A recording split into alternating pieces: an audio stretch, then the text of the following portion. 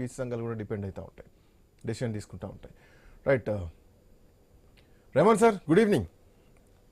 Good evening Shekhar. స్థానిక సంస్థల ఎన్నికలు కాంగ్రెస్ పార్టీ పైన ఎఫెక్ట్ ఉంటుందా? బీసీ అభ్యర్థిని నిలబెడితే అది కొంతవరకు నష్టం తప్పుతుంది అనుకోవచ్చా? సో ఎన్నికలు ఎట్లా ఉండేటువంటి అవకాశాలు ఉన్నాయి, ఎట్లాంటి పరిస్థితులు ఎదుర్కోవచ్చు? శ్రీకాంత్, మీకు అలాగే ప్యానెల్లో ఉన్న పెద్దలు అలానే ఐనిష్ ప్రేక్షకులకు అందరికీ good evening. Very good evening sir. స్థానిక సంస్థల ఎన్నికలు నిజానికి కోర్టు జోక్యంతో నిలిచిపోయినాయి. 85% ఉన్నటువంటి ఈ బడుగు బలహీన వర్గాలు దేశంలో కలిపి కేవలం 62% అడిగారు.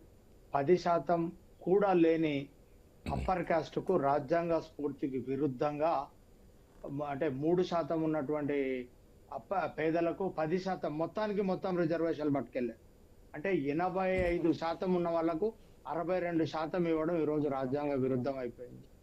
నిజానికి చట్టాలు, కోర్టులు ప్రజల పక్షం వహించకపోతే, ఈ దేశంలో వెలివాడల్లో నివసించినటువంటి ప్రజల వైపు నివసించకపోతే, ఈ దేశ ప్రజలకు అన్నం పెట్టి ఈ దేశ ప్రగతిలో భాగస్వామ్యమై సామాజిక బహిష్కరణకు గురి అయి చేతులే ఆయుధంగా బతికి ఎట్లాంటి ఆస్తులు లేనటువంటి ప్రజలు, బ్రాహ్మణ, క్షత్రియ, వైశ్య, శూద్ర, మీరు శూద్రులు, మీకు చేతి వృత్తులు తప్ప ఉత్పత్తి మీద, భూమి మీద, ఉత్పత్తి కారకాల మీద హక్కు లేదని చెప్పి చేతి వృత్తులకు పరిమితమైనటువంటి ఏదైతే శూద్రులు అనబడేటువంటి బడుగు బలహీన వర్గాలకు సంబంధించిన బీసీ రిజర్వేషన్ ను ఈరోజు రాజ్యాంగ వ్యతిరేకమని, లేకపోతే చట్టబద్ధం కాదని పక్కకు పెట్టేశారు. ఈ 10% ఏడబ్ల్యూఎస్ రిజర్వేషన్ ఇవ్వడం కేశవానంద భారతి కేసుకు వ్యతిరేకం, రాజ్యాంగ స్ఫూర్తికి వ్యతిరేకం. ఎట్లా రాజ్యాంగ స్ఫూర్తికి వ్యతిరేకం అంటే, రిజర్వేషన్ అనేది ఆర్థిక వెనకబాటుతనానికి ఇవ్వమని రాజ్యాంగంలో ఎక్కడా లేదు. సామాజిక వెనకబాటుతనానికి మాత్రమే. It's a social justice. అంటే సామాజిక అంతరాలను తొలగించడానికి కోసం, ఆర్థికంగా రాజకీయంగా ఎదిగించడం కోసం ఈ దేశ ప్రజలకు స్వతంత్రం వచ్చిందని ప్రకటించిండ్రే తప్ప, స్వతంత్రం వచ్చిన తర్వాత జాగీర్దారులు, జమీందారులు, దొరలు, భూస్వాముల వద్ద ఉన్నటువంటి భూముల్ని, వాళ్ళ దగ్గర ఉన్నటువంటి సంపదను పంచలే. అరిస్టాటిల్ అంటారు, ఆర్థిక స్వేచ్ఛ లేని స్వేచ్ఛ అసలు స్వేచ్ఛనే కాదని చెప్తారు ఆయన. ఏం స్వేచ్ఛ వచ్చింది దేశ ప్రజలకు? 75 ఏళ్లలో ఈ దేశంలో ఉన్నటువంటి బడుగు బలహీన వర్గాలను ఆర్థికంగా పరిపుష్టి చేయడం కోసం ఏం ప్రణాళికలు వేసినాం? మీ బతుకు మీరు బతకండి అన్నారు.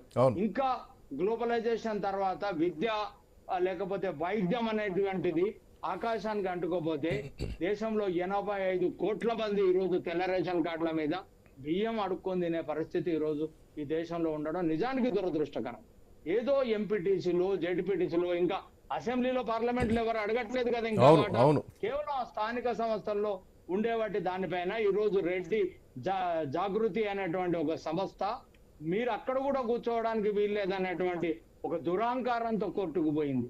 ఇంతకాలం అణచివేత గురైనటువంటి తమ్ముళ్ళు, బడుగు బలహీన వర్గాలు తమ చెమటోడ్చి కమ్మరి, కుమ్మరి, చాకలి, మంగలి కులాలంతా ఉత్పత్తిలో భాగం కదా. మనకంతా తిండి పెట్టినటువంటిది, మనకు సేవ చేసినటువంటి కులాలకు మీద దురాంకారంతో ఒక అగ్రకులానికి చెందినటువంటి సంస్థ వెళ్ళింది.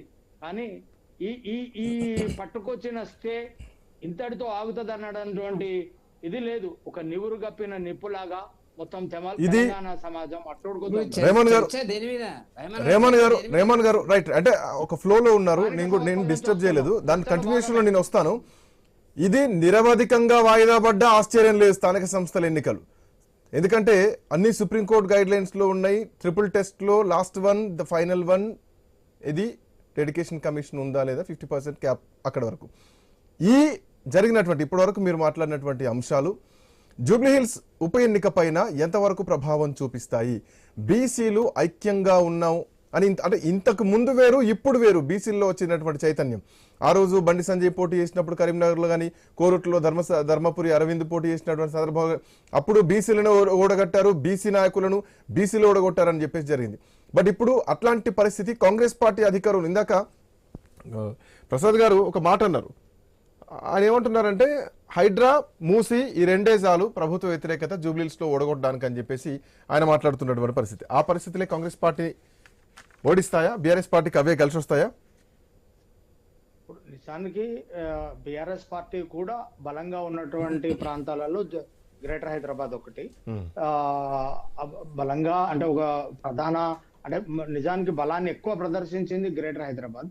అయితే నిజానికి గ్రేటర్ హైదరాబాదు తెలంగాణ రాష్ట్ర రాజకీయాలు లేకపోతే తెలంగాణ రాష్ట్ర రాజకీయ పరిణామాలతో సంబంధం లేకుండా ముందుకెళ్లేటువంటి ప్రాంతం మనం నిజానికి హైదరాబాద్. కాబట్టి హైదరాబాద్ లో హైడ్రా మొదలైనప్పుడు వ్యతిరేకత వచ్చినటువంటి మాట వాస్తవం. కానీ హైదరాబాద్ మునిగిపోతున్నటువంటి పరిస్థితుల్లో నాలాల్ని చెరువుల్ని కబ్జాల్ని తొలగించాలి అనేటువంటి ఒక భావన అయితే ఏర్పడింది. గతంలో కేసీఆర్ గారు కూడా ప్రకటించారు, అంటే మేము ఆక్రమణలు సహించాం, అంటే ఎన్నికలు సమీపించే సమయంలో ఆయన చాలా సార్లు చెప్పారు, ఈ ఆక్రమణల వల్ల మొత్తం నాలాల్లోకి వెళ్లాల్సినటువంటి నీళ్లు ఇళ్లలోకి వస్తున్నాయి. మనం ఎన్నికలు సమీపించిన గతంలో కూడా ఒక వైరల్ వీడియో చూసాం.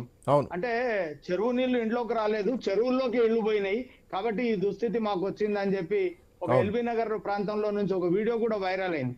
అంటే మనము చెరువుల్ని నాలాల్ని ఆక్రమణల్ని తొలగించకపోతే డెఫినెట్ గా అది ప్రజలకి నష్టం జరుగుతుంది. అట్లానే ఇంతకు అదే ఎఫెక్ట్ అయింది, వర్షం వస్తే నీళ్లు రాకపోతే నిప్పులు వస్తాయి అన్నటువంటి అంశం కూడా జిహెచ్ఎంసీ ఎన్నికల్లో ఓడించింది. ఎక్కడికి వెళ్ళాలి నీళ్ళు, ఎక్కడికి వెళ్ళాలి అనేది ప్రశ్న. ఇంతకు ముందు వెంకటరెడ్డి గారు ఏమన్నారంటే నవీన్ యాదవ్ ఇంతకు ముందు ఎంఐఎం లో ఉండే ఇప్పుడు కాంగ్రెస్ ముసుగు వేసుకున్నారని. కంటోన్మెంట్ నుంచి మీ అభ్యర్థి కూడా బీజేపీ నుంచి కాంగ్రెస్ కి వెళ్ళిండు, ఆయన బీజేపీ నుంచి మళ్ళీ కాంగ్రెస్ ముసుగు వేసుకున్నట్ట. పార్టీలు రాజకీయాలు మారడం ఇదంతా సాధారణంగా జరిగేటివే రాజకీయ పార్టీల్లో. ఒకవేళ ఎంఐఎం అంటరాని పార్టీ, అది ముస్లింల ఓట్లు అడుగుతుంది అని అనుకుంటే హిందువుల ఓట్లు అడిగేటువంటి పార్టీ కూడా అంటరాని పార్టీ ఈ దేశంలో. ఈ రెండు పార్టీలకు ఏం పెద్ద తేడా లేదు. దేశాన్ని, ప్రజల్ని, జాతిని భారత జాతిగా చూసుకుంటే చాలా మంచిది. అట్లా కాకుండా మతాల వారీగా విభజించేటువంటి ఏ రాజకీయ పార్టీ అయినా ఈ దేశానికి మంచిది కాదు. కాబట్టి రాజకీయాలలో ఓట్లు అడగడం ఇప్పుడు మీరు అంటున్నట్టుగా బీసీ వాదం చాలా బలంగా ఉంది. ప్రజల్లో చాలా ఆగ్రహావేశాలు జరుగుతున్నాయి. ప్రజల్లో ఇప్పుడు ఆల్రెడీ రాష్ట్ర బంధుకు పిలుపునిచ్చారు. అంటే కోర్టులు ఏవో జోక్యం చేసుకొని కోర్టులు ఈడబ్ల్యూఎస్ రిజర్వేషన్ ఒక న్యాయము, బడుగు బలహీన వర్గాలకు ఒక న్యాయం ఉంటదంటే డెఫినెట్ గా ప్రజలు ప్రశ్నిస్తారు, పోరాడతారు. ఖచ్చితంగా ఇప్పుడు ఈ పోటీ మాత్రం కాంగ్రెస్ బీఆర్ఎస్ మధ్య హోరాహోరీగానే నడుస్తున్నట్టు కనపడుతుంది. ఖచ్చితంగా మీరు అన్నట్టుగా గతంలో సింపతి మన నారాయణ ఖేడ్ లో సింపతి వర్కౌట్ అవ్వలేదు, దుబ్బాకలో అవ్వలేదు, మనకు పాలేరులో వర్కౌట్ అవ్వలేదు, చాలా చోట్ల మొన్న కంటోన్మెంట్ లో కూడా వర్కౌట్ అవ్వలేదు. కాబట్టి సింపతి అవుతుంది అనేది కాదు, డెఫినెట్ గా అంటే ఇప్పుడు గతంలో ఒకవేళ అట్లాంటి సింపతి చూసుకుంటే ఇక్కడ రెండు సింపతి వర్సెస్ సింపతియే కనిపిస్తోంది. మీరన్న మాటలు చూసుకున్నాను, గోపీనాథ్ సింపతి ఒకవైపు, ఇటు నవీన్ యాదవ్ సింపతి, ఓటమి నుంచి వచ్చేటువంటి సింపతి ఒకవైపు. శ్రీకాంత్, మనం ప్రధానంగా చూస్తే యాదవులు ముస్లింల కలయిక అనేది చాలా సార్లు మంచి ఫలితాలు ఇచ్చినాయి. ఆయన ఎంఐఎం అభ్యర్థిగా ఉన్నప్పుడు 40,000 పైచులకు ఓట్లతో సెకండ్ ప్లేస్ లో మనకు నవీన్ యాదవ్ కనపడినాడు. కాబట్టి 1,00,000 పైచులకు ఓట్లు, అట్లానే యాదవులు మిగతా అంటే ఇప్పుడు ఎంఐఎం కు ఓట్లు వేయలేదండి, మీరు ఇది కూడా గమనించాలి. ఎంఐఎం అభ్యర్థిగా నవీన్ యాదవ్ ఉన్నప్పుడు 44,000 వస్తే గతంలో ఎంఐఎం కు 5,000 ఓట్లు మించలే. కాబట్టి అభ్యర్థి బలమే చూసారు. అంటే ఒకవేళ ఇప్పుడు చూసినా గానీ ఈ హైడ్రా బీఆర్ఎస్ పార్టీ నాయకులు చెప్తున్నట్టు హైడ్రా మూసి అన్ని అంశాలు చెప్తున్నట్టు అట్లా చూడాలా కాంగ్రెస్ పార్టీ, లేదంటే ఇక్కడ కూడా మళ్ళీ అభ్యర్థి పరంగానే చూసేటువంటి అవకాశం ఉంటుందా? హైడ్రా బాధితులు చాలా తక్కువ సంఖ్యలో ఉంటారండి. హైడ్రా వల్ల లాభమా నష్టమా అనేటువంటి చర్చ హైదరాబాద్ కు అవసరం. ఇది మరో తమిళనాడు, చెన్నై కావద్దు, ఇంకో ప్రాంతం కావద్దు. అంటే మనం ప్రకృతిని పరిరక్షించడం, అట్లానే చెరువుల్ని సంరక్షించడం. మన బతుకమ్మ కుంటను మళ్ళీ తిరిగి పునర్నిర్మించారు. మనము అంటే మాయమైనటువంటి బతుకమ్మ కుంట మళ్ళీ మనకు ప్రత్యక్షమైంది.